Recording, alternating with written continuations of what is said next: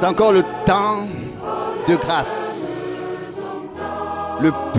La pleine rédemption, le plein salut est là. À notre place, Jésus a expié à Golgotha. De nombreuses troupes arrivent, reviennent à la maison. Ils ont trouvé le salut, la paix de l'âme. Toi, agneau de Dieu, à toi soit la gloire. Ton sacrifice est accompli. Tu nous as délivrés de nos fautes et de nos péchés. Nous sommes un peuple de sacrificateurs, de rois dans ton royaume.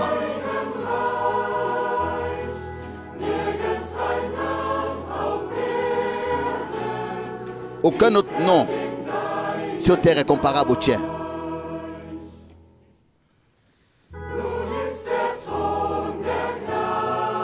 Maintenant, le trône de la grâce est aspergé du sang du sacrifice. Et le pécheur pardonné, Dieu ne se souvient plus de ses péchés. Le soleil d'amour du Sauveur qui brille sur les bons et les méchants. Le peuple de la nouvelle alliance est uni par son sang. À toi, l'agneau de Dieu, soit la gloire. Ton sacrifice est accompli. Tu nous as délivrés de nos fautes et de nos péchés. Nous sommes un peuple de sacrificateurs. Roi dans ton royaume. Aucun nom sur terre est comparable au tien.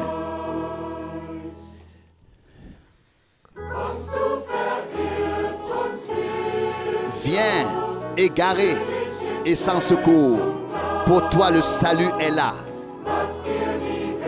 Ce que le monde ne peut t'offrir, tu le trouves à Golgotha. La paix pour les questions douteuses. La guérison pour toutes les douleurs. La force pour porter la croix. L'amour pour les âmes vides, pour les cœurs vides. À toi soit la gloire, agneau de Dieu.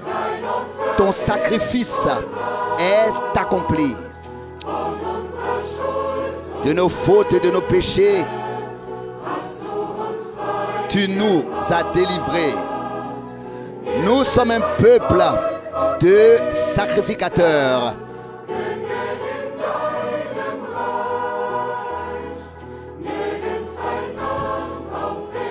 Roi dans ton royaume, aucun nom est comparable au tien.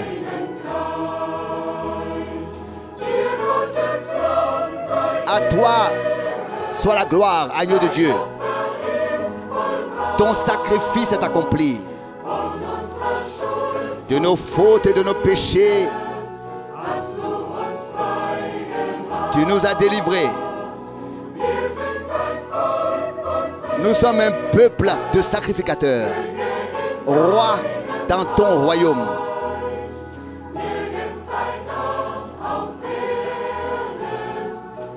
Aucun nom sur terre est comparable au tien.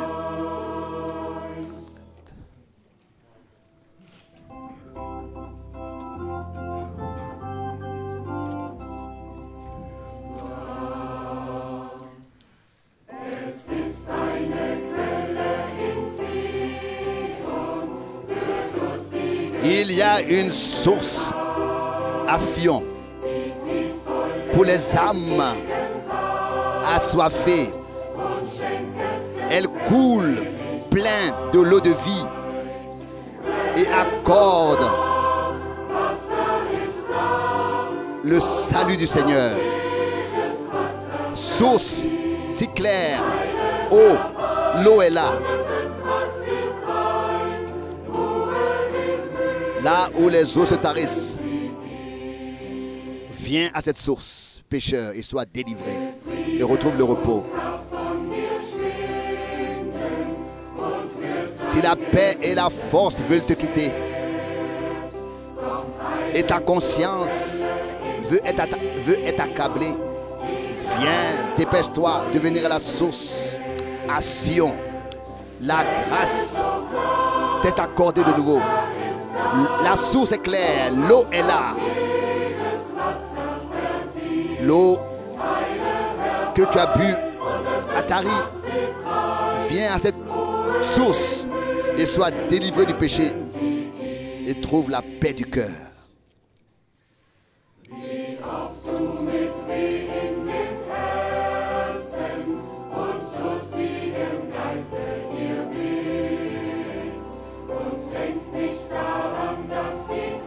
Viens, venez vous tous pécheurs et buvez du plein salut éternel, car ici la source est à Sion et elle coule de l'eau de vie éternelle. La source est claire, l'eau est là. Viens et sois délivré du péché et trouve le repos de ton cœur.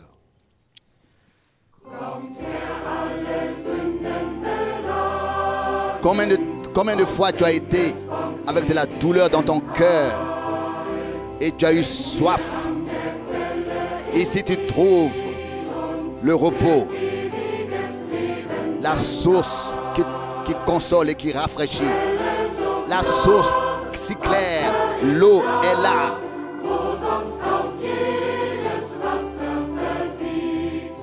Tous les eaux tariront, mais cette source jaillit éternellement. Là, tu trouves la délivrance du péché, le repos de ton âme et de ton cœur.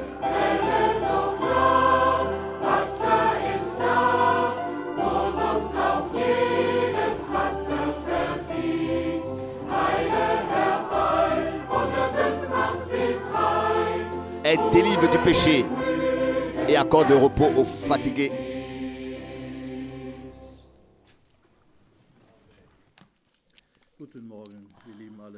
Bonjour, vous tous, bien-aimés qui êtes venus. Que le Seigneur nous bénisse. Et aussi ce matin de la plénitude de sa grâce. Nous voulons d'abord nous lever et remettre ce temps au Seigneur. Père Céleste, à toi la louange et la reconnaissance. Tu nous as encore accordé ce matin la possibilité de nous rassembler. Pas seulement parce que nous voulons nous voir, mais parce que tu es le même et que nous voulons t'expérimenter aujourd'hui dans ta puissance. Seigneur, nous savons que ta parole est déjà confirmée, que notre foi soit aussi confirmée dans ta parole, en ce que nous expérimentons, ce que tu as dit. Nous te remercions pour ta grâce. Bénis particulièrement aussi les traducteurs qui aussi font leur service. Accorde, Seigneur, ta grâce pour que tout soit parfait. Pour toi, pour la gloire de ton nom, nous te remercions pour ta grâce et ta fidélité. Que Seigneur, tu as la force. Ce n'est pas nous qui avons la force, mais c'est toi qui as la force, qui as la puissance pour faire tout. Toutes les choses auprès desquelles nous fixons les regards. Nous te remercions dans ton précieux nom. Amen. Ce matin, nous ne voulons pas manquer de saluer nos bien-aimés visiteurs. Il y a des noms qui ont été. Et nos bien-aimés frères, nous voulons oublier personne. Nous avons notre frère Emmanuel du Cameroun. Sois la bienvenue. Notre frère Valentin et Joseph du Congo. Ici, notre frère Hervé et notre frère Manassé de la France, de Lyon. Nous avons notre frère Forestieri qui est avec nous ici et aussi notre frère Kurt. Soyez la bienvenue aussi de la Guadeloupe. Nous avons ici de la visite aujourd'hui et de beaucoup de pays voisins. L'Allemagne est située de manière centrale en Europe, et ça nous le savons tous.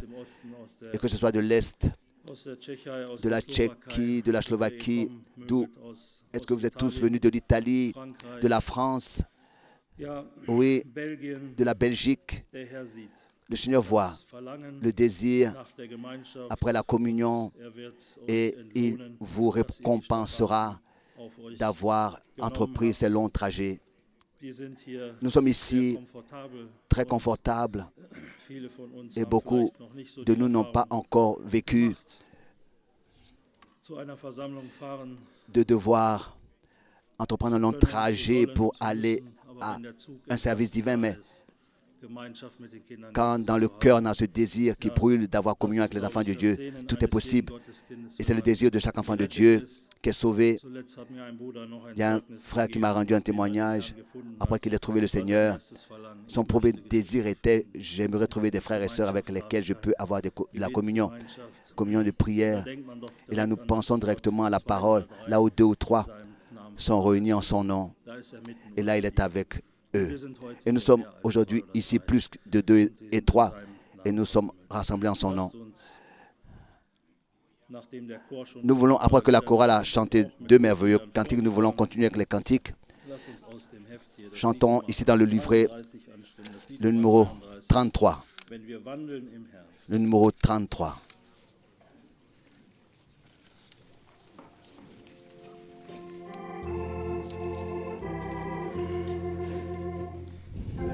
Croire et obéir. Illumine nos pas de sa gloire, Dieu, viens nous remplir. Le numéro 33.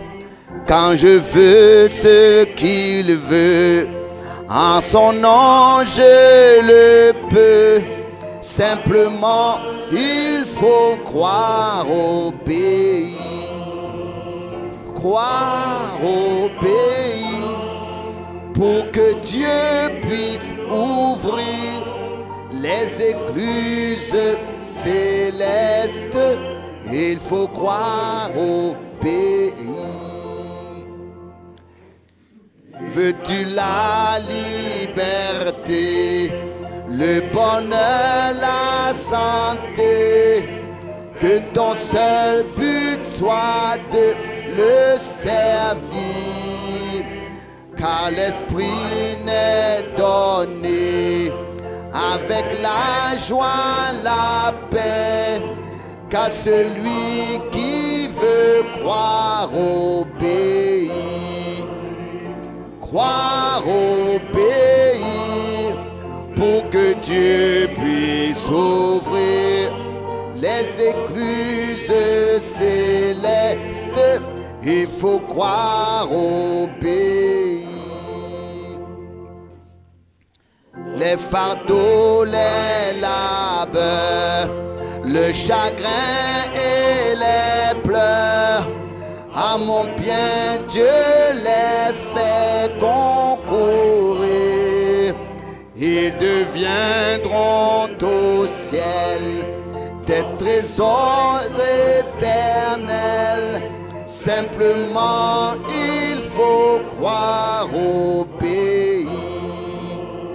Croire, obéir, pour que Dieu puisse ouvrir les écluses célestes. Il faut croire, obéir.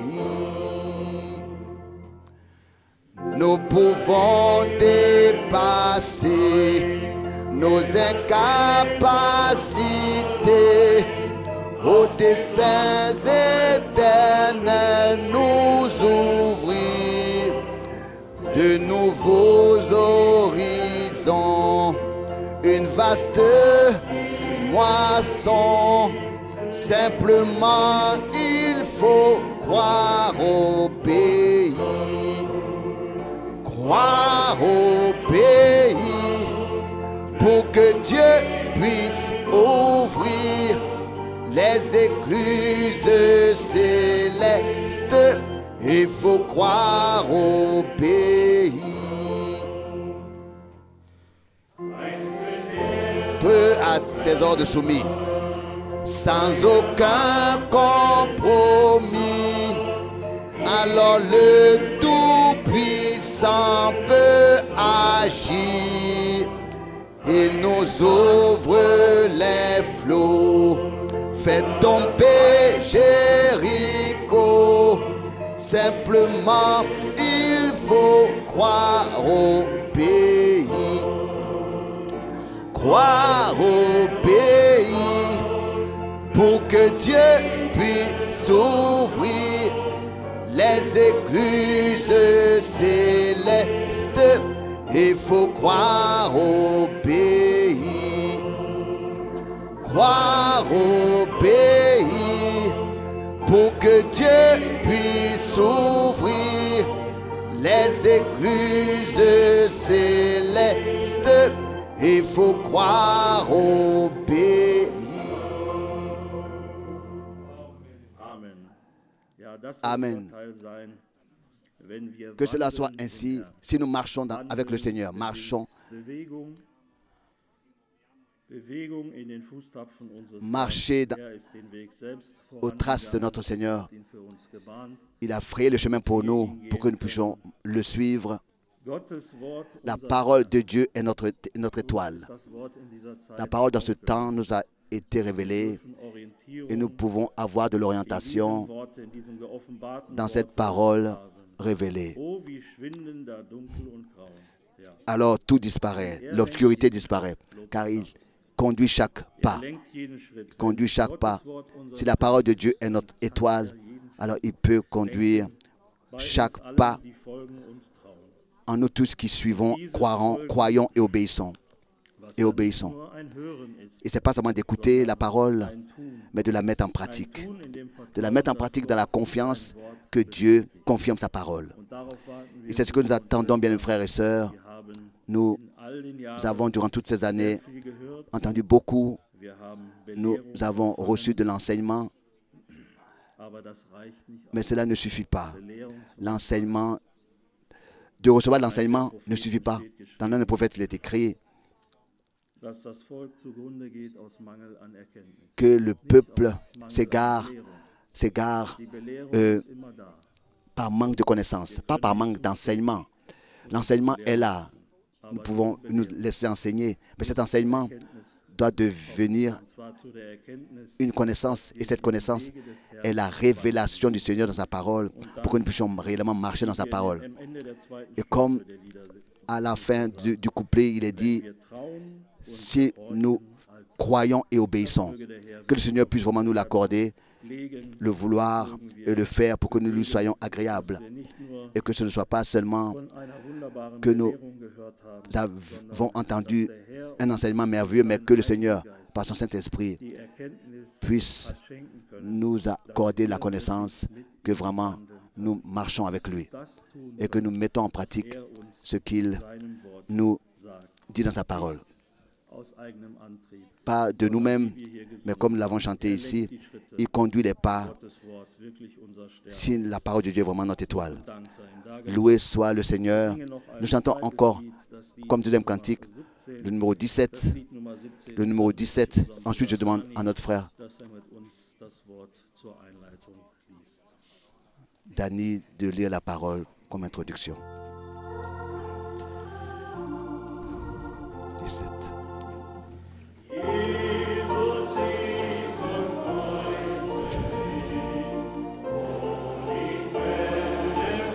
Au pied de la Sainte Croix. Au pied de la Sainte Croix jaillit la fontaine du salut que je reçois.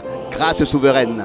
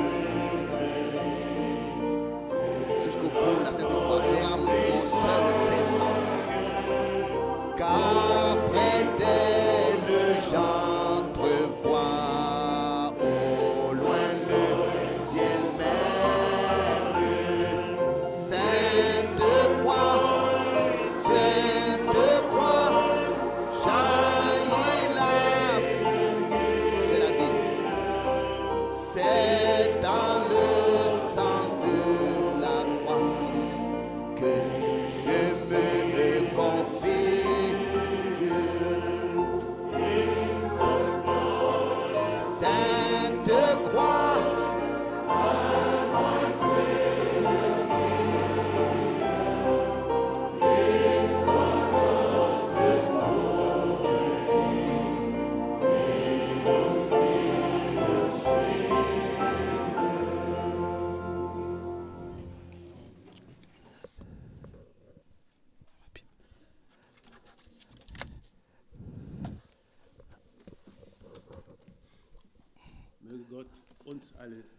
Que Dieu nous bénisse tous. Que Dieu nous bénisse tous. Amen. Nous nous endormons pas. Nous avons chanté à la croix. À la croix, c'est le désir de mon cœur. Tous les jours, de manière nouvelle, de regarder à la croix et d'être là. Je vous salue tous dans le précieux nom de Jésus-Christ. Nous avons entendu hier des paroles merveilleuses. Je ne sais pas ce que je dois dire. Luc chapitre 2. Le bon plaisir du Seigneur en nous par Jésus-Christ. Et nous voulons marcher avec lui, le suivre et lui faire confiance jusqu'à que nous voyons sa face. Que le Seigneur puisse nous l'accorder. Et que aussi, nous ne recevions pas seulement de l'enseignement, mais que nous puissions mettre cet enseignement en pratique. Ce que nous entendons, que cela devienne visible. Là où le Seigneur travaille, il y a quelque chose de visible, il y a quelque chose à voir. L'amour, la communion, ça devient visible. L'amour du frère, les paroles que le frère Christophe a prononcées hier m'ont touché. Que le Seigneur te bénisse, que le Seigneur nous bénisse tous. Que cette connaissance, cette qui est une révélation, soit vraiment une réalité. Je ne sais pas ce que je dois lire comme par introduction. Et j'aurais bien voulu lire la parole en français, mais que le Seigneur m'accorde sa grâce. Ici dans Philippiens chapitre 2, connu de tous. Philippiens chapitre 2, j'aimerais lire Philippiens chapitre 2, verset 1. Philippiens chapitre 2, verset 1. Philippiens. Or, s'il y a une réprimande prononcée en Christ, s'il y a un encouragement plein d'amour, s'il y a une communion de l'esprit, s'il y a une profonde compassion et une grande miséricorde, verset 2, rendez ma joie parfaite en étant de la même pensée, en ayant le même amour et en tendant d'un commun accord vers le même but. Amen. Verset 3, ne faisant rien par volonté d'avoir toujours raison ou par vaine gloire, mais que l'humilité vous fasse regarder les autres comme étant au-dessus de vous-même. Amen. Verset 4. Que chacun ne considère pas son propre intérêt, mais que chacun considère aussi celui des autres. Verset 5. Verset 5. Qu'il y ait donc en vous cette manière de penser telle qu'elle a été aussi dans le Christ Jésus. Amen. 1 Pierre 2, 1 Pierre 2, verset 9. 1 Pierre 2, verset 9. 1 Pierre 2, verset 9. Vous, par contre, vous êtes la race élue, le sacerdoce royal, la nation sainte, le peuple élu pour lui appartenir, afin que vous proclamez les vertus de celui qui vous a appelé des ténèbres à son admirable lumière. Est-ce que ce n'est pas merveilleux? Qu'est-ce que nous avons fait pour cela? Quoi? Rien du tout. Pourquoi est-ce que nous ne devrions pas voir le frère et la sœur tel que Dieu le voit? Qu'est-ce qu'il a fait pour nous? Le verset 10. Vous qui étiez auparavant un non-peuple, mais qui êtes maintenant le peuple de Dieu. Amen. Amen. Jetzt aber das Volk Vous êtes maintenant Gottes le peuple de Dieu. sei einst ohne Autrefois Gottes sans la miséricorde de Dieu, mais maintenant riche de la miséricorde de Dieu. Amen. Amen. Vers 11. Le verset 11. Geliebte, ich ermahne euch, Bien-aimés, je vous exhorte, da ihr ja Fremdlinge comme étrangers et voyageurs sur la bei terre, Herzen seid, der à vous fleischlichen, abstenir des convoitises charnelles die im Kampf qui font la guerre à l'âme. Der Herr ist wunderbar für uns. Le Seigneur est merveilleux pour nous. Und im Epheser 4, Et dans Vers Éphésiens 30 4, verset 30, il est écrit, nicht, n'attristez pas le Saint-Esprit. möge der Herr uns Que le Seigneur puisse nous l'accorder. dass wir im Frieden wandeln, Que nous puissions marcher dans la paix, folgen im Trauen und trauen. croire et obéir jusqu'à ce que nous voyions sa face. C'est ma prière. Heute Morgen Ce matin, für uns allen. à nous tous, pour nous Möge tous. das Wort, was der Que la Herr uns parole que le schenkt, Seigneur nous heute Morgen accorde, nous accordera ce matin, puisse entrer profondément dans notre âme gepflanzt werden. et soit implantée et pour pouvoir vraiment produire du fruit pour l'éternité. Dass wir nicht nur kommen, Que nous ne venions pas seulement et partons, mais dass wir verwandelt que nous werden. soyons changés. Dass diese Liebe Que cet amour soit manifeste. Que cette vie soit tangible. Que le Seigneur nous l'accorde. im Namen Jesus. Au nom de Jésus-Christ. Lass uns aufstehen. Levons-nous pour la prière. Geliebter Herr und Gott, Bien-aimé Seigneur et Dieu, heute Morgen sind ce wir wieder matin, versammelt. nous sommes de nouveau rassemblés. Gestern haben wir aus Hier, nous avons Psalm entendu 50 du psaume gelesen. 50. Versammel mir mein Rassemble-moi, mon peuple. Ja, wir sind Oui, dein Seigneur, Volk, nous haben sommes wir heute ton peuple, nous gelesen. l'avons entendu aujourd'hui. Wir, die wir kein Gottesvolk waren, Nous qui heute n'étions pas sind wir un dein peuple, Volk aujourd'hui nous sommes durch ton Jesus peuple. Christus. Et cela par Jésus-Christ. Und dieses Werk, Et cette dieses œuvre Golgotha, que tu as accomplie à Golgotha pour nous, wir haben nichts dazu nous n'avons getan, rien fait pour aber cela. deine Gnade, Mais c'est ta deine grâce et Liebe ton hat uns amour gesucht qui nous a und cherchés gefunden. et qui nous a trouvés. Wir haben in Römer Et nous avons lu dans Romains 8, berufen, ceux que tu as appelés, tu les as aussi prédestinés, auserwählt. élus. Die hast du auch Et, ceux que gerechtfertigt. et tu les as aussi justifiés. Tu les as aussi prédestinés à être transformés à l'image de ton Fils. Et tu leur as déjà accordé la gloire. Nous te remercions de ce que ton œuvre que tu as commencée, tu l'achèveras certainement. Nous te remercions. Tu changes tout en nous, entièrement. Nos pensées, notre cœur, notre vie, tout. Accorde-nous cette obéissance, accorde-nous cette foi, pour que nous puissions marcher aussi en mettant ta parole en pratique et ne pas nous borner à l'écouter simplement. Nous te remercions, pas seulement la lettre, car la lettre tue, mais nous voulons l'esprit. L'esprit et la vie en nous tous les jours, jusqu'à ce que nous passons de la foi à la vue. Bien-aimé Seigneur, sois loué, sois exalté pour ce matin. Bénis ta parole en nous tous, dans le monde entier, ceux qui sont prêts à l'écouter. Recevoir maintenant ce que l'Esprit a dit à l'Église. Nous te remercions pour ce temps. Nous te remercions pour ta grâce, pour ton amour. Au nom de Jésus-Christ. Alléluia. Amen.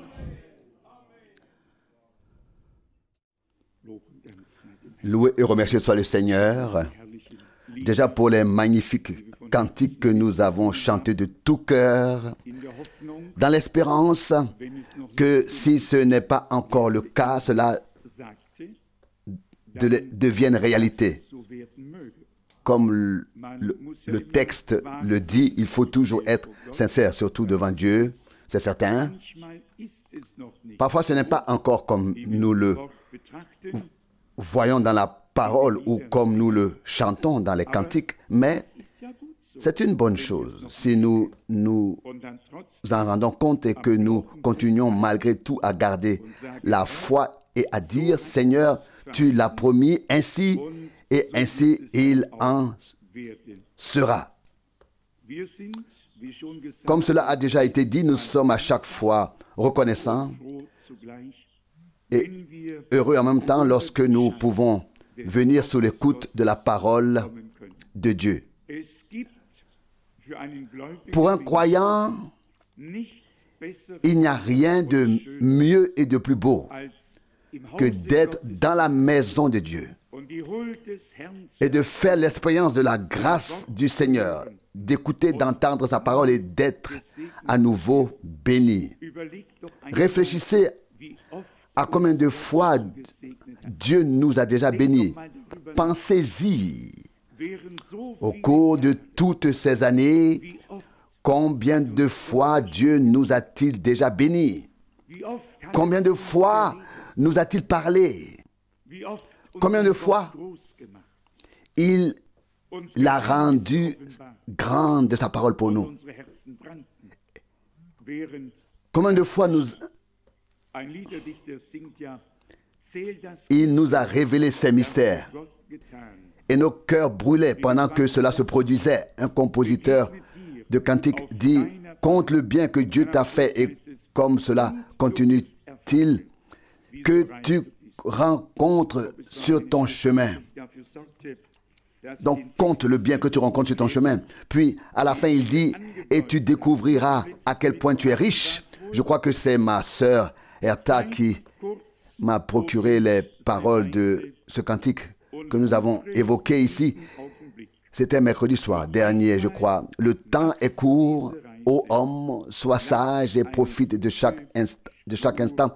Tu ne fais ce voyage qu'une seule fois. Laisse une bonne trace derrière toi. Vois comme le temps s'enfuit avec les plaisanteries, les rires, les jeux, le repos. Le sage agit, donc travaille et gagne, passe son temps à faire le bien. Tu ne peux retenir une heure avant même de t'en rendre compte. Elle s'est enfuie. La sagesse enseigne à rester fidèle. La récompense attend les fidèles. Ô Sauveur, apprends-moi à consacrer mes années entièrement à ton service. D'aujourd'hui jusqu'à la tombe, à semer les graines de cette vie. Ô Seigneur, tu m'accorderas la grâce d'être fidèle à ton service, jusqu'à ce que de nombreuses âmes soient sauvées dans ta lumière pure. C'est difficile quand il y a encore des lignes entre les deux, des lunettes neuves qui ne fonctionnent pas encore tout à fait. C'est ce qui nous arrive quand nous vieillissons. Mais oui, ne vous inquiétez pas, je ne perds pas ma vision à distance. Si je ne vois pas bien de près, je vois très bien de loin. Une autre chanson, un autre cantique s'intitule ici, ou dit ici: sur la belle plage dorée dans la patrie éternelle, tu me reverras à la main de Jésus, où la nuit s'enfuit pour toujours et où fleurit un printemps éternel, où l'on chante le cantique de l'agneau. Oh, comme c'est beau! Et puis, retrouvailles dans la salle céleste. Oh, comme c'est beau lors du repas où fleurissent les arbres de vie. Retrouvailles, oh, le son de la harpe des anges, le chant de louange des rachetés résonne dans la salle céleste. Oh, comme c'est beau! Et puis, ce monde n'est qu'illusion. Tout vacille, passe et tombe, alors qu'il résonne depuis le firmament. Retrouvailles, alors loin, le crêpe de deuil vers le cœur, vers Dieu. Là-haut chante une chorale bénie. Oh, comme c'est beau! Là, comme c'est beau, là où le lien de la mort sépare, il est renoué pour l'éternité, consacré à nouveau au revoir. Là où le son de la harpe des anges, le chant de louange des rachetés résonne dans la salle céleste. Oh, quelle beauté! Et pensez seulement que nous aurons la grâce d'être là. Un troisième cantique m'a également été accordé. Peut-être même un quatrième. Les pèlerins se rendent. Les pèlerins se rendent dans la patrie des bienheureux. J'aimerais pouvoir chanter. Aujourd'hui, mon frère Arthur m'a encore dit, tu chantes vraiment très mal. C'est pourquoi je n'ose plus chanter. Mais il veut vraiment mon bien. Les pèlerins se rendent dans la patrie des bienheureux, où l'on ne verse jamais de larmes, où les roses célestes fleurissent éternellement, car Jésus y brille comme un soleil. Puis le refrain, il n'y a pas de nuit là-bas, il n'y aura pas de nuit là-bas, car Jésus y brille comme le soleil. Deuxième couplet, il n'y a pas de souffrance là-bas, ni de lamentation, ni de douleur, pas la moindre trace du souffle de la mort. Il n'y a pas d'échec là-bas, pas de cœur brisé. Non, seulement la joie dans les chants célestes. Troisième couplet. Ô patrie bienheureuse, bientôt tu seras atteinte. Le Tabor te fait déjà signe de loin, où le chant de l'agneau, le chant de louange de l'agneau ne se tait jamais, où il résonne toujours de manière envoûtante.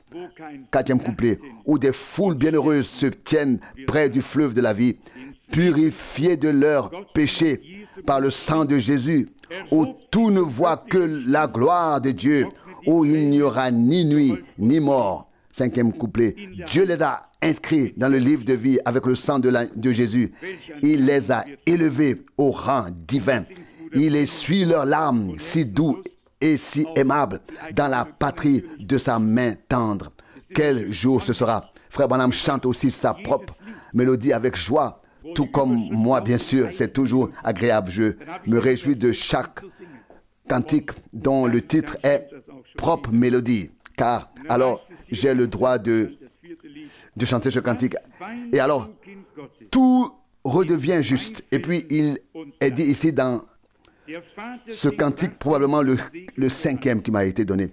Pourquoi pleures-tu, enfant de Dieu, dans le doute et la souffrance? Le Père attend prêt à te bénir. Il ne rompra plus l'alliance de sa fidélité. Crois en chaque promesse et prends-le au mot. Refrain, oh, prends-le au mot. Oh, prends-le au mot. Crois en chaque promesse et prends-le au mot. Deuxième couplet. Ton chemin peut passer par des épreuves et l'obscurité. Les eaux de la tribulation peuvent sembler sans fondement. Mais celui qui te tient ne te laissera jamais partir. Fais confiance à la promesse et crois en sa parole. Et prends-lui au mot. Troisième couplet. Et il s'est engagé à te conduire fidèlement à travers la nuit et la lumière. Ne te méfie pas. Ne te méfie pas de lui. Quand tu entres dans la vallée de l'ombre, il ne s'en va pas. Enfant de Dieu, en détresse, oh, prends-le au mot, crois en sa parole. Ah, le quatrième couplet est aussi si beau. Son cœur, sa puissance, oui, lui-même est pour toi. Toi, co-héritier du Christ, de quoi as-tu peur? Tout ce que tu crois ici, tu le verras là-bas. Crois en lui totalement et crois en sa parole. Prends-le au mot. Que nous puissions vraiment le faire. Parfois cela fait défaut et là seulement il nous aidera. Certainement. Nous avons entendu une parole, je ne suis pas toujours favorable à ce qu'on lise tout un chapitre, mais aujourd'hui il fallait le faire pour comprendre le contexte. Et nous avons déjà entendu dire à quel point les gens changent rapidement d'avis. D'abord, il y a des acclamations et l'approbation de ce que dit le Seigneur. Et après quelques phrases, il avait à peine commencé à parler, l'opinion était déjà tout autre. Et nous sommes très souvent surpris que les gens changent leurs opinions, leur avis, même de nos jours, à notre égard, à ton égard, à mon égard, à l'égard de la cause de Dieu, de l'œuvre de Dieu ou de quoi que ce soit d'autre. Et nous nous examinons sans cesse. Je ne sais pas s'il existe actuellement quelqu'un qui se juge autant que moi. Parfois, j'ai l'impression de me détruire moi-même continuant ainsi. das so weiter tue. Mais Aber hier sehen ici, nous voyons auch unser Herr, que notre Seigneur lui-même a dû faire l'expérience dass que les gens qui étaient encore zustimmten, d'accord avec lui, non pas quelques semaines plus tard, ni quelques mois plus tard, ni quelques années plus tard, mais ici, dans le même in der service divin, dans la même synagogue, alors qu'ils écoutaient encore la même prédication, war es ont soudainement changé d'avis. ganz anders. In Vers Au verset 15 lesen 15, nous lisons er lehrt Luc 4, verset 15. in ihren Synagogen Luc 4, verset 15. Il enseignait dans leur synagogue et était loué par tous. Puis au verset 22, alle stimmten ihm zu et und tous staunten étaient d'accord avec lui et s'émerveillaient des paroles de grâce qui sortaient de sa bouche. Et il disait, n'est-ce pas le fils de Joseph?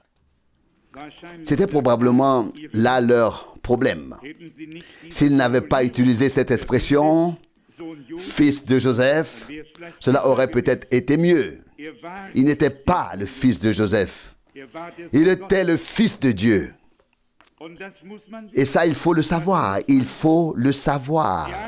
Ils étaient émerveillés, mais ils l'ont classé selon la chair, selon leur opinion.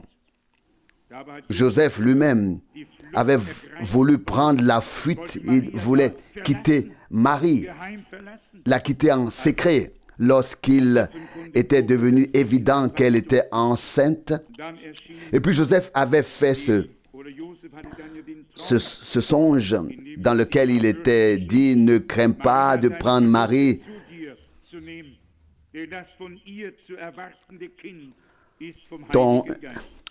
Aber hier sagten sie, ton épouse, ta fiancée, car l'enfant qu'elle porte vient du Saint-Esprit. das ist er nicht. Er ist Mais ici, ils dirent, n'est-ce pas le fils de Joseph? Non, ce n'était pas le fils de Joseph. haben ihn Ce n'était pas lui. eingestuft. Il est le fils de Dieu et a proclamé la parole de Dieu. Mais les hommes l'ont classé selon la chair. Lies Ils le font encore aujourd'hui. Au verset 28, nous lisons, verset 28 maintenant, quand ils entendirent cela, die in der Synagoge anwesend waren, tous ceux qui étaient dans la synagogue furent remplis de colère. sie standen Verset 29, ils se levèrent, le chassèrent de la ville, aus der Stadt hinaus, nicht nur aus der Synagoge. pas seulement de la synagogue, mais le chassèrent de la synagogue et le chassèrent de la ville Führten ihn an den et le menèrent jusqu'au sommet de la montagne sur laquelle leur ville était bâtie, afin de le précipiter abzustürzen. en bas. Er ging aber Verset 30, mais il passa au milieu d'eux et s'en alla. und wanderte weiter. So sind die Menschen. Les hommes sont ainsi. An einem Tage Un jour, ils s'écrient Hosanna à celui qui vient au nom du Seigneur. Hosanna au plus haut des cieux. dann Matthieu 21, 9. Et puis dans Luc 23, verset 23, nous ne voulons pas que celui-ci règne sur nous. Crucifiez-le, crucifiez-le. C'est ainsi que sont les hommes. L'homme est ballotté par les événements, à moins qu'il ne s'ancrage en Dieu dann kann eine harte et devienne ferme dans sa foi en Jésus-Christ. Alors même si des paroles dures sont prononcées, nous restons fidèles au Seigneur. Voyez, car ici, le Sauveur n'a pas dit grand-chose de choquant. Il leur a seulement reproché qu'ils allaient appliquer à lui le proverbe Matthieu 27, 42. Mais de saint, guéris-toi toi-même ou soigne-toi toi-même. den wir gehört haben, das in Kapernaum vollbracht Toutes les grandes choses dont nous avons entendu parler, qui ont été accomplies à Stadt und so weiter. Und dann gab nur zwei Capernaum, accomplis-les aussi ici, dans ta ville natale. Et puis, il n'a donné que deux exemples, l'un tiré de l'époque du prophète Élie et l'autre de l'époque du prophète Élisée. Il a ensuite voulu souligner qu'il s'occupait des individus et non de la masse qui était pour ou contre, mais qu'il voulait aider les gens personnellement. Il a souligné qu'il y avait une veuve Sarepta et que le Seigneur l'avait aidé par l'intermédiaire du prophète. Et puis le Syrien Naaman était lépreux, mais beaucoup d'autres l'étaient aussi. Et un seul a reçu de l'aide, ainsi que la veuve. Et déjà, ils se sont heurtés. Au lieu d'être entrés en eux-mêmes et de dire, Seigneur, si tu ne veux aider qu'une seule personne aujourd'hui, alors aide-moi. Et si tout le monde avait eu cette attitude, alors tout le monde aurait été aidé en même temps. C'est le mystère. Chacun aurait simplement dû dire, Seigneur, c'est vrai, il y avait beaucoup de lépreux, mais tu n'as aidé qu'un seul d'entre eux. Et si chacun d'entre eux avait dit, Seigneur, si tu veux aider quelqu'un, alors c'est moi. J'en ai besoin vraiment, c'est moi. Aide-moi. Et si tout le monde avait eu cette attitude, combien auraient finalement été aidés? Tous, absolument tous. Il en va de même pour la veuve. Si quelqu'un avait dit, oui, nous sommes tous dans le besoin, comme elle était dans le besoin autrefois, mais Seigneur, si tu aides maintenant une veuve, alors c'est moi, cette veuve. Un lépreux, alors c'est moi ce lépreux. Sous l'écoute de la prédication de la parole de Dieu, il faut toujours comprendre que le Seigneur s'adresse à nous personnellement. Que ce qu'il dit nous concerne personnellement. Et alors, il n'y aura plus d'agitation, personne ne se mettra en colère, au contraire, tout le monde sera aidé. C'est ce que disait Frère Branham. Et si un seul habitant de Jeffersonville devait être enlevé, tu dois pouvoir croire pour toi que tu es cet unique. Et si tu ne peux pas croire que tu es cet unique, alors tu ne seras probablement pas enlevé. Et c'est ainsi. Il faut avoir la foi personnelle. Que Dieu m'a aidé, que Dieu t'a aidé. Ce n'est pas seulement la retransmission à grande échelle, mais l'expérience personnelle avec le Seigneur.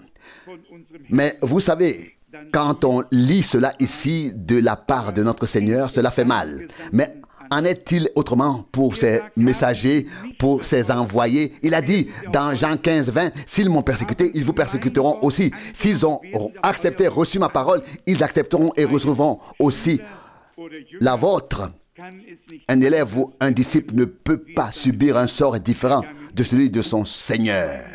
Je veux dire, j'ai lu, ça c'est Matthieu 10, 25, je veux dire, j'ai lu aujourd'hui un passage dans l'épître de Jean et cela m'a fait mal de voir que Jean devait aussi se plaindre ou se plaignait de ne pas avoir été accepté ou bien alors reçu. J'ai toujours pensé que seul Paul avait connu cela, mais dans la 3e épître de Jean, il est écrit 3 Jean verset 9. J'ai écrit à l'Église, mais Diotrephe, qui veut être le premier parmi eux, ne nous accepte pas. Verset 10, c'est pourquoi, lorsque je viendrai, je rappellerai son comportement, comment il nous calomnie par des paroles malveillantes et non compte de cela, n'accueille chez lui aucun frère et empêche ceux qui sont disposés à le faire, les excluant de l'assemblée. Oui, imaginez-vous cela. Jean, le disciple préféré de Jésus, le bien-aimé, aurait-il pu faire du mal à quelqu'un? Je veux dire, si Paul était parfois un peu rude, ou Pierre aussi, mais Jean, qui a tant mis l'accent sur l'amour dans son évangile et dans ses épîtres, au point que cela est devenu connu qu'il était le disciple le plus aimé de Jésus à l'époque. Et lui aussi a dû suivre cette voie et écrire ici, au verset 9, « J'ai écrit à l'Église, mais Diotrephe, qui veut être le premier parmi eux, ne nous reçoit pas. » Imaginez, ne nous accepte pas. Imaginez-vous, un homme de Dieu, un disciple de Jésus, un apôtre, un homme imprégné de l'amour de Dieu. Et pourtant, même à l'époque du christianisme primitif, il y avait déjà des assemblées dans lesquelles des frères occupaient une place qui ne leur revenait pas de Dieu. Ils n'avaient pas été établis par Dieu. Vous voyez? C'est ça les fruits. Cela a commencé très tôt. Dans Actes chapitre 20, verset 26, Paul écrit déjà: « Après mon départ, acte de l'apôtre 20, verset 30, des frères se lèveront qui enseigneront des doctrines pernicieuses, etc. » Cela a commencé très tôt. Et comment cela s'est-il produit? Comment cela s'est-il manifesté? Il voulait jouer les premiers rôles. Il voulait être il voulait être quelqu'un. Il est dit ici, celui qui veut être le premier parmi eux. Oui, il voulait jouir d'une estime particulière. Oui, c'est là le chemin qui s'éloigne de Dieu, mais pas celui qui mène à Dieu. Que celui d'entre vous qui veut être le plus grand soit le serviteur de tous. Qu'il vous serve, qu'il lave les pieds des autres, pas leur tête. Et il les dit plus loin ici, il ne nous reçoit pas. Verset 10, c'est pourquoi quand je viendrai, il lit maintenant le verset 10 de 3 Jean, je rappellerai son comportement. Mais vous savez, même un apôtre peut attirer l'attention sur ce genre de personnes. Cela ne sert à rien. Un homme est ce qu'il est. Et cela se révèle dans l'épreuve. Dans l'épreuve, cela se révèle à ce qu'est réellement l'homme. Il dit, si je lui ferai remarquer sa conduite, oui, très bien, fais-le. Mais cela ne changera rien à la situation, rien. Tu peux même lui faire remarquer sa conduite, cela ne changera à rien.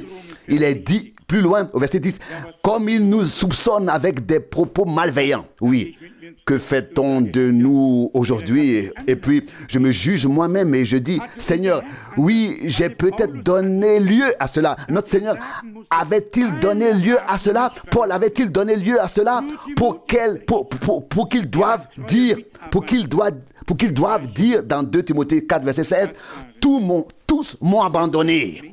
Seul Timothée, qui est un fidèle collaborateur dans le royaume de Dieu, ne l'a pas fait. Qu'est-ce que c'était? Il y avait des gens qui n'avaient pas à cœur le bien de l'assemblée locale, mais leur propre bien. Et il est dit ici, au verset 10, comme il nous soupçonne avec des propos malveillants et non compte de cela, n'accueille chez lui aucun frère et empêche ceux qui sont prêts à le faire et les exclut de l'assemblée. Pour nous, c'est incompréhensible. Le christianisme primitif, la première église, encore un disciple de Jésus, Jean, et il doit faire de telles expériences à son époque. Les deux semblent avoir commencé déjà dès le début, dès le commencement. Les deux lignées, elles n'étaient pas seulement déjà présentes avec Caïn et Abel, avec Jésus et Judas. Cela a continué immédiatement. L'esprit du Christ et l'esprit de l'Antichrist. Vous l'avez vu, il y avait une tante qui s'écriait déjà à l'époque dans Luc 11, 27. Heureux les saints qui t'ont allaité. Nous l'avons vu récemment. Il y a toujours eu de fausses inspirations. Comment pouvons-nous nous examiner? Premièrement, comment nous nous positionnons par rapport à Dieu? Comment nous nous positionnons par rapport à la parole de Dieu? Quelle est notre position par rapport À l'Assemblée, nous pouvons nous examiner de nombreuses façons afin de déterminer ce que nous sommes réellement. Ce que nous sommes dans notre nature la plus profonde. Non pas ce que nous aimerions être, mais ce que nous sommes. Puis il dit ici au verset 11, « Bien-aimé, ne prends pas pour modèle le mal, mais le bien. Celui qui fait le bien est de Dieu, celui qui fait le mal n'est pas de Dieu. Et celui qui fait le mal n'a pas vu Dieu, n'a pas connu Dieu. Il en est ainsi. » Ça, c'est le verset 11. Il en est ainsi. Tout ce qui est bon, oui, tous les dons parfaits viennent de Dieu. Jacques 1, 17. Tout ce qui est mal, tout ce qui est mauvais vient du diable. Il est mauvais en lui-même.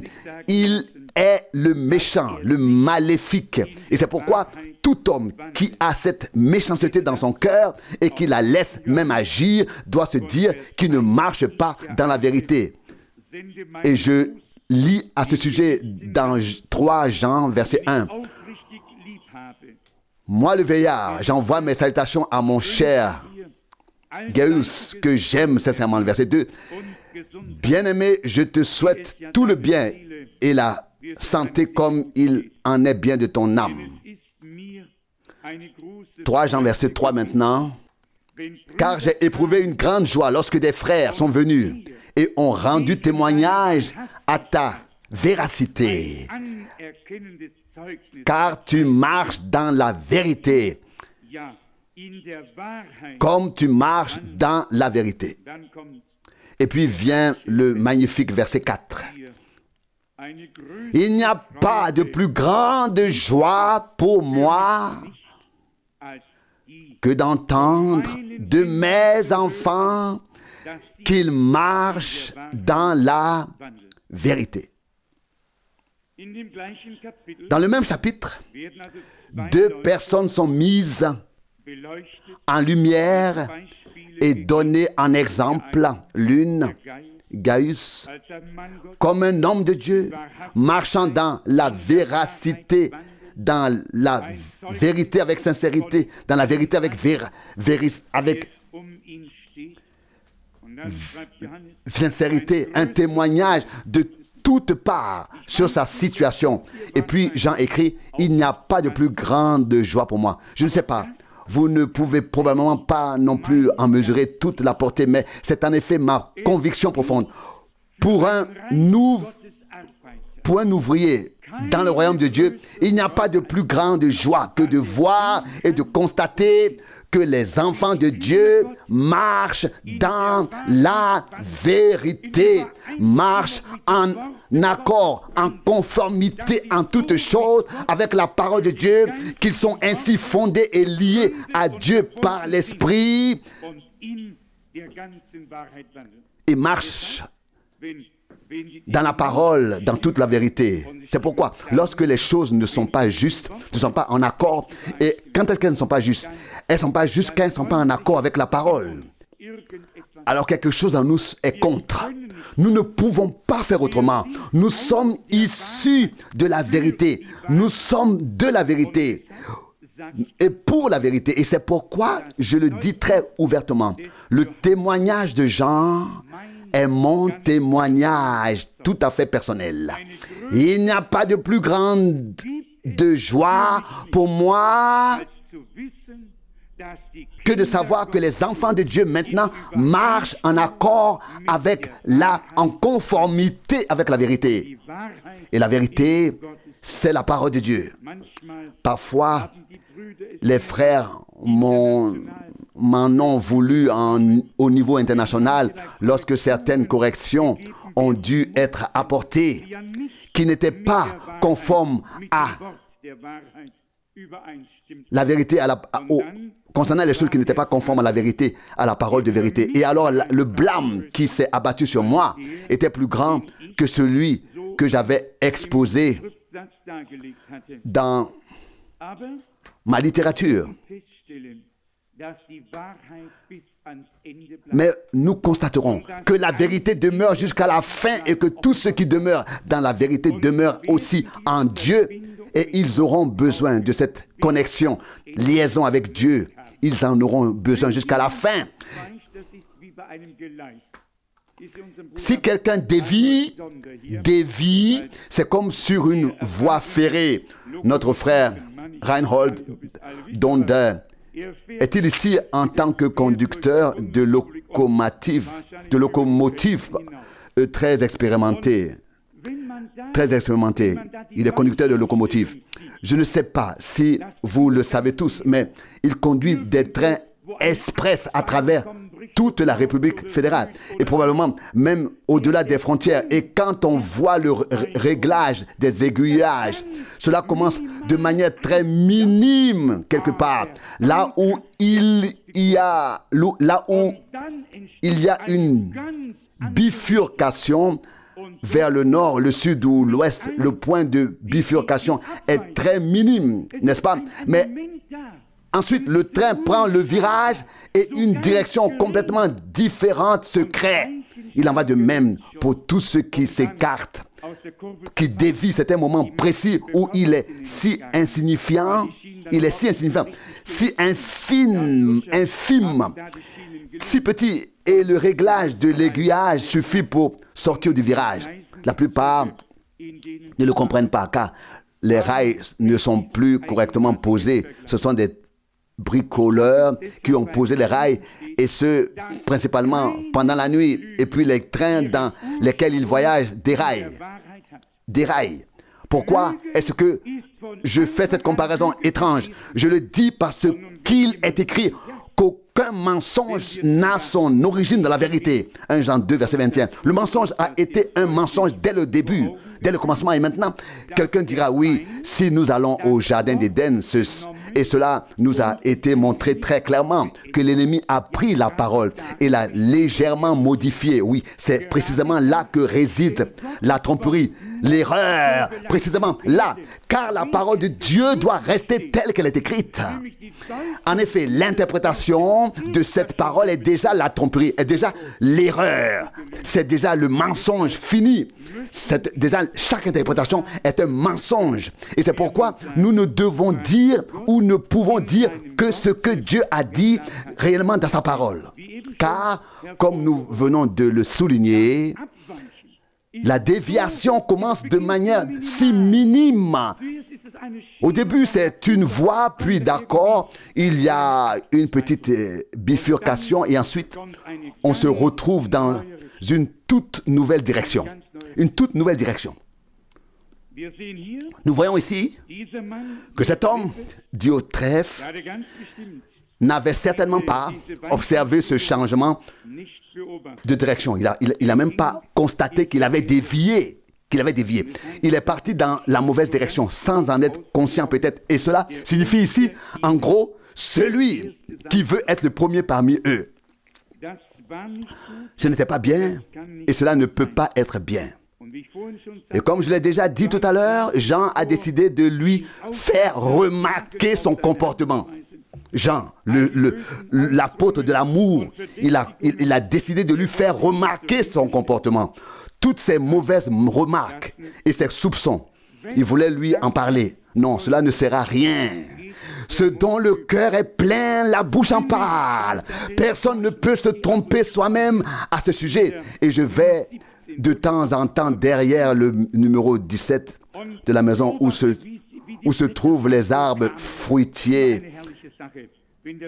Je vais et j'ai observé comment les feuilles apparaissent et c'est toujours merveilleux quand le printemps fait renaître la nature. Alors, je passe d'un arbre à l'autre et je ne suis pas agriculteur, vous le savez.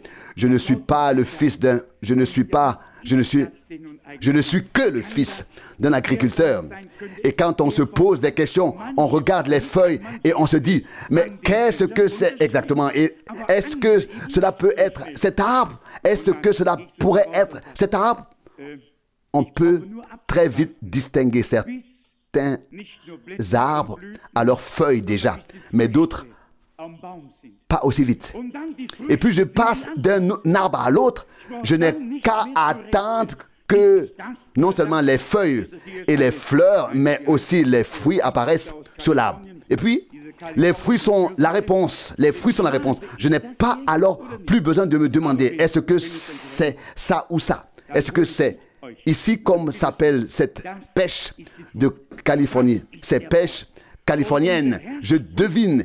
Est-ce que c'est ça ou pas? Mais quand le moment sera venu, je vous l'apporterai et je dirai, voilà, c'est le fruit, c'est l'arbre. Et notre Seigneur dit dans Matthieu 7, verset 7, c'est à leurs fruits que vous les reconnaissez, que vous les reconnaîtrez, pas à ces nombreuses feuilles, à tout ce qui l'entoure actuellement. C'est à leurs fruits que vous les reconnaîtrez. Quand on parle de fruits, il s'agit des fruits de l'esprit, l'amour, la paix, la douceur. Et vous le savez tous, ou vous savez tous comment cela est probablement écrit dans Galates 5. Galates 5, à partir du verset 22. Mais le fruit de l'esprit,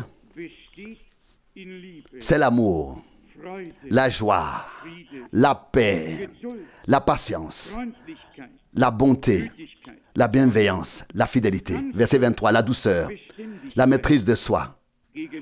Contre de tels fruits, la loi ne peut rien accuser. Verset 24, mais ceux qui appartiennent à Jésus-Christ ont crucifié leur chair avec ses passions et ses désirs. Verset 25. Si nous vivons dans l'esprit, marchons aussi selon l'esprit. Verset 26. Ne recherchons pas une vaine gloire, ne nous provoquons pas les uns les autres. Ne nous n'envions pas les uns les autres. Nous voyons à quel point les apôtres se souciaient tour à tour des assemblées, soucieux que la croissance divine soit perceptible dans les assemblées chez les croyants et que le fruit de l'esprit puisse réellement se manifester comme nous l'avons lu ici. Le fruit se manifeste et on voit immédiatement de quel esprit est une personne à partir des fruits qui se manifestent réellement. Nous voyons que la première liste est apparemment encore plus longue car ces fruits de l'esprit, comme je les ai comptés autrefois, pas aujourd'hui, sont au nombre de 9. Vous pouvez maintenant compter les autres fruits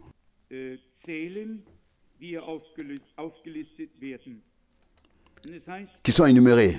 Il est dit au verset 18, « Mais si vous êtes conduits par l'Esprit, vous n'êtes plus sous la loi. » Maintenant, au verset 18. Maintenant, vous pouvez compter les autres fruits qui sont énumérés ici. Mais si vous êtes conduits par l'Esprit, vous n'êtes plus sous la loi. Verset 19. Or, les œuvres de la chair sont manifestes. Ce sont l'impudicité, l'impureté, la débauche. Verset 20. L'idolâtrie, la magie, les inimitiés, les querelles, les jalousies, les divisions,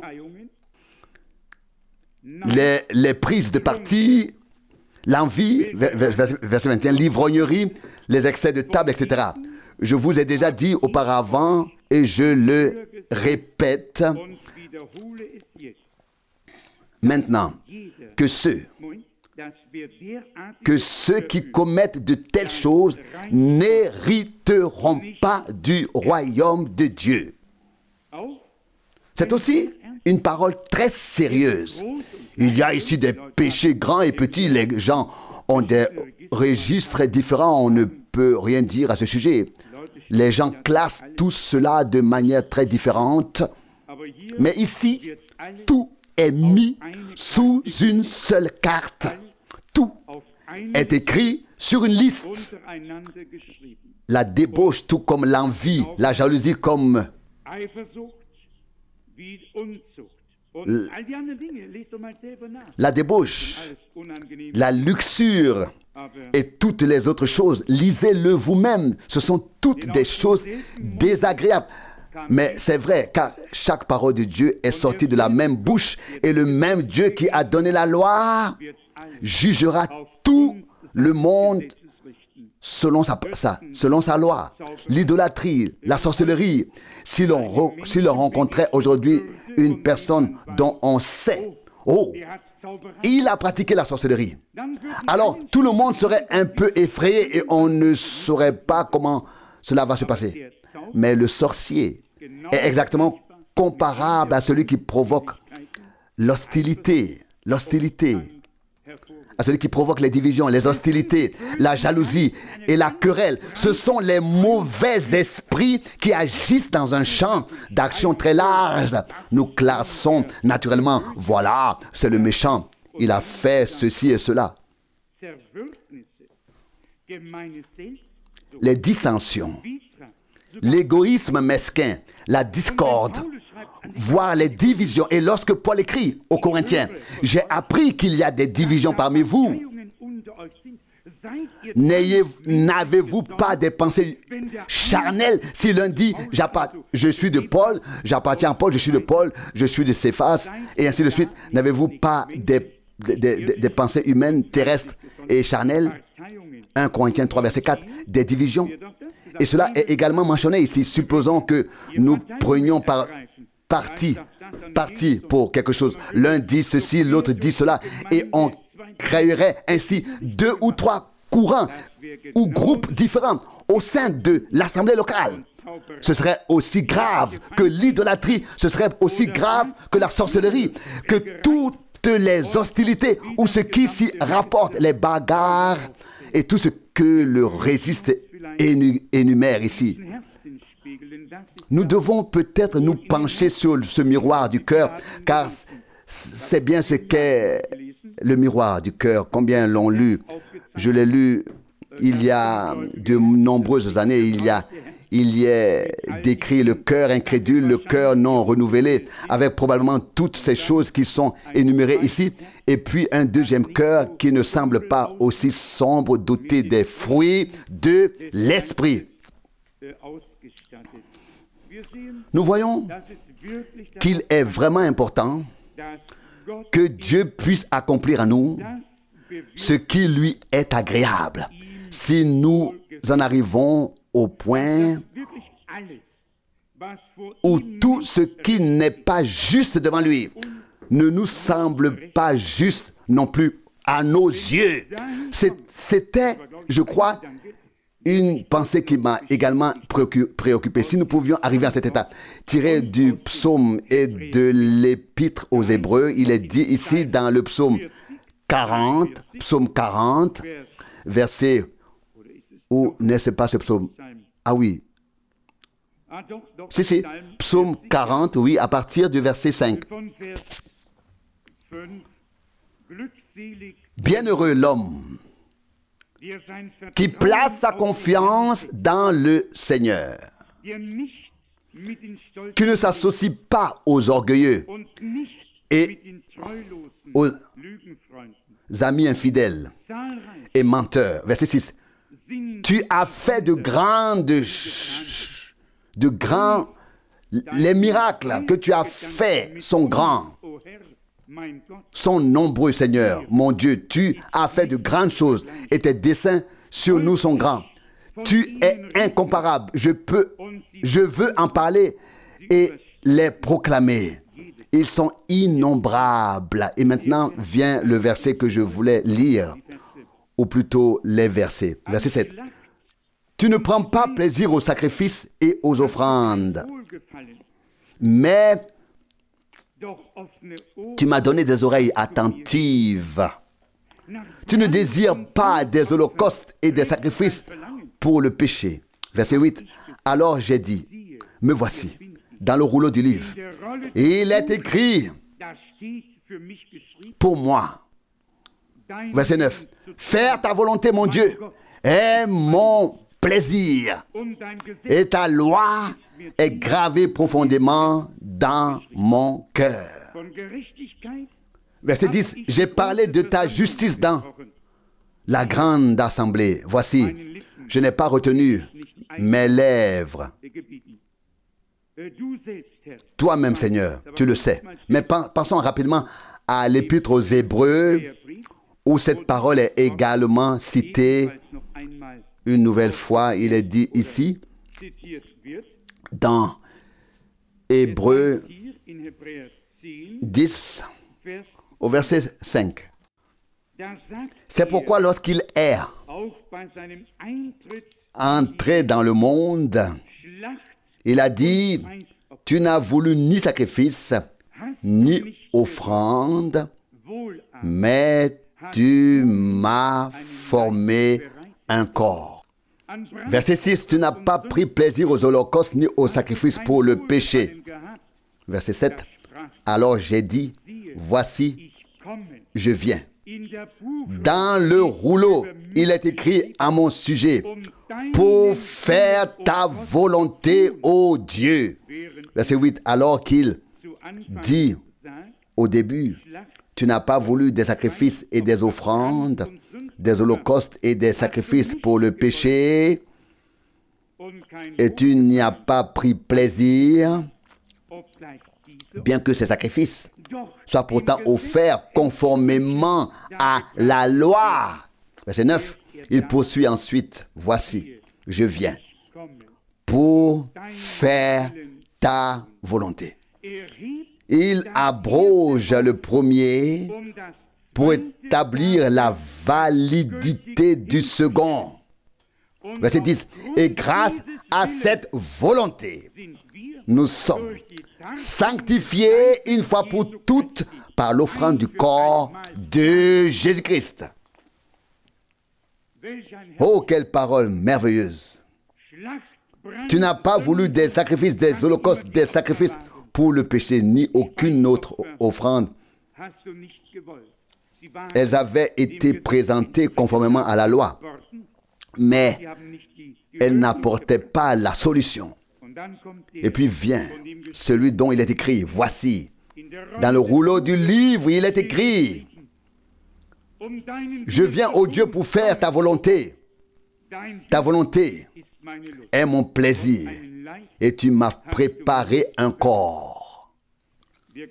Nous croyons que le Seigneur s'est également préparé un corps en tant qu'Église. Croyez-moi, tout comme Dieu avait besoin d'un corps pour apporter le commencement de cette création divine et accomplir, etc. Le Seigneur a une Église qui est son corps. Il s'est préparé un corps du Christ. Et dans ce corps, Dieu veut se glorifier. Dans ce corps, une seule chose doit être dite et faite. Faire ta volonté est mon plaisir. Comme il est écrit dans le rouleau du livre. Comme il en était avec notre Seigneur, il en sera de même avec ceux qui forment son corps. Que ta volonté soit faite et non la mienne, et en raison de sa volonté. Et voici le point important. Il n'avait pas seulement la volonté, mais il avait aussi la capacité de mettre cette volonté en pratique. Nous disons souvent l'esprit est disposé, mais la chair est faible. Mais ici, il y avait quelqu'un qui était certes dans la chair, mais qui était Dieu, selon l'esprit, afin de vaincre la chair, afin de faire ici, dans un corps humain, la volonté de Dieu sur cette terre, afin que nous qui sommes encore dans la chair puissions former ce corps de Jésus-Christ et puissions également faire à notre tour la volonté de Dieu, et cela pour la gloire et la louange de son nom. Qu'il me l'accorde, qu'il nous l'accorde à tous par sa grâce. Amen. Levons-nous et adorons.